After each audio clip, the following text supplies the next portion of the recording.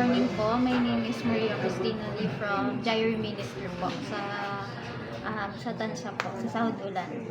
Then, around 11 to 12 years old po ako, unang naka-receive ng box. Then, yung feeling ko po nun is, nung time po na yon is dumadaan kami sa challenges sa family namin kasi po, I'm a product of broken family po. Then, naghahanap po ako ng comfort. Then, yung comfort na yon is nahanap ko through that box and dun sa mga message na meron dun sa mga pinamahagi nila sa amin, mga booklet po.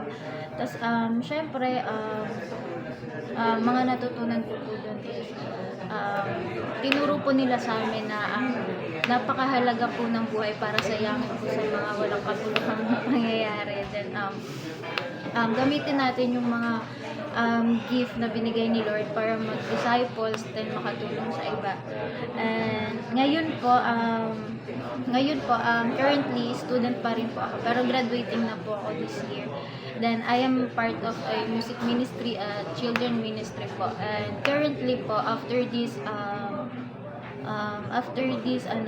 training po, pupunta po kami sa Bulacan at mag-aano po kami ng youth camp po for 1 week po. Tapos, and of course, thank you po sa mga nag-effort po ng mga panahon na yon.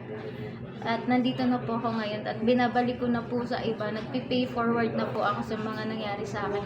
Sana po yung mga matutulungan at matuturuan po namin gamit tong pangyayari to, gamit yung box ay